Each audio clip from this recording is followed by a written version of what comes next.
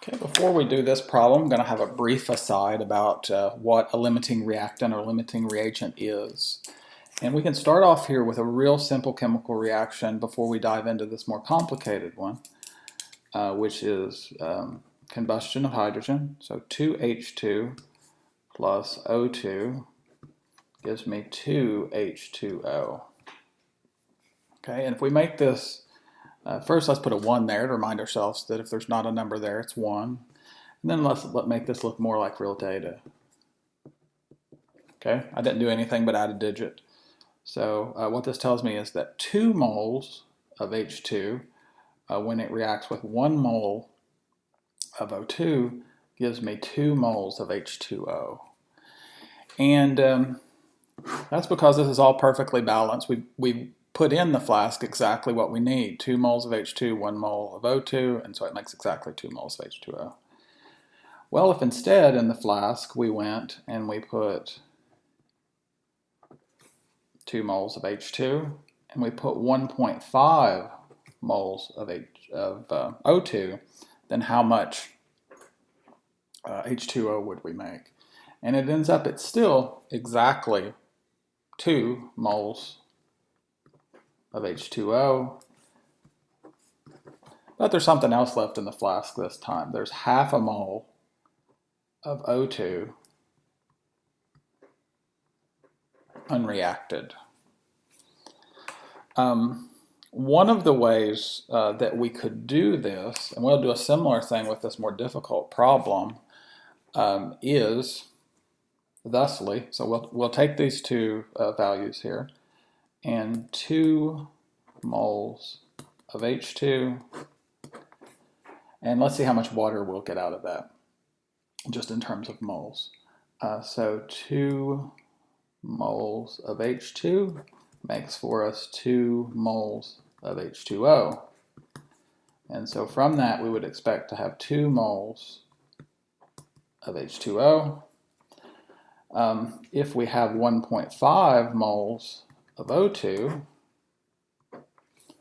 and from this balanced chemical equation up here, we know that for 1 mole of O2, we expect 2 moles of H2O, and here we'd expect 3 moles of H2O. Well, we already reasoned up here that this is actually the one that makes sense. And so it ends up, in all of these cases, whatever is the smallest amount of product, and that amount can be moles or grams, whatever's the smallest, that's the one you go with. And the other one was just a test. And so we do not have enough hydrogen around to make 3 moles of water. We only have enough around to make 2 moles of water. And so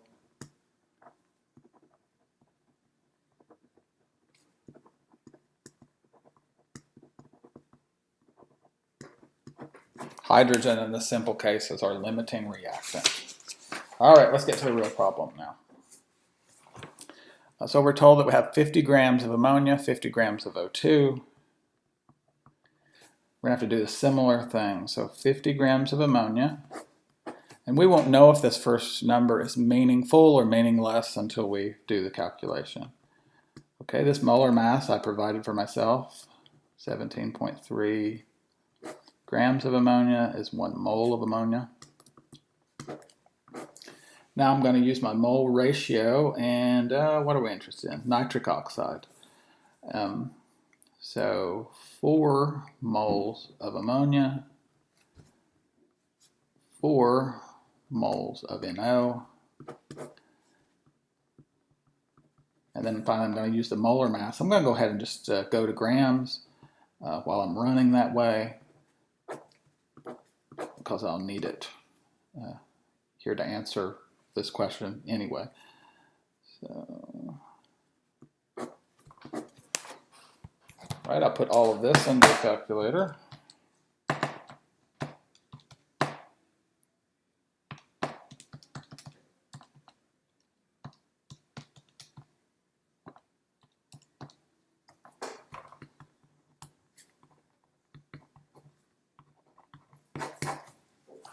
Okay, I don't yet know if this has any value to it until I do the second calculation. So 50 grams of O2. I'm going to use the molar mass of O2.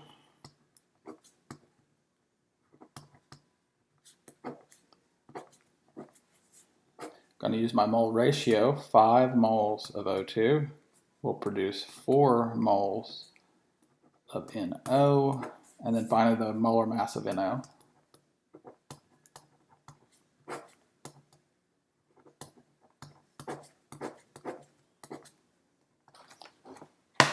Okay, I'll put this one into the calculation. 50 times 4 times 30.01. I'll divide all that by parentheses 32 times 5. Okay, 37.5 grams of NO. Okay, and so this is our theoretical yield. This is how much that we think we can make. This number I want to exit out because I don't want to use it for anything. Whatever number produces the smallest yield is the limiting reactant, and then the other one, if there's only 2, is the excess reactant. So limiting reactant is O2, excess reactant is ammonia. And then finally we're asked how many grams of the excess reactant are left unreacted at the end of the reaction.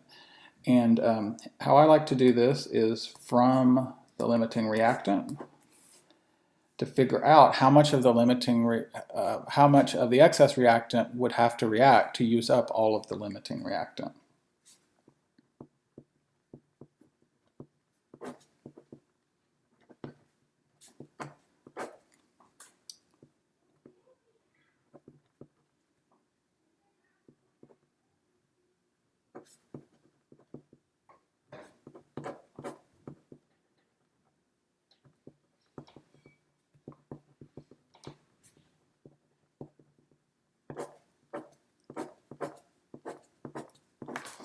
Okay, and so I'll put this into the calculator also. 50 times 4 times 17.03, close parentheses, divided by 32 times 5.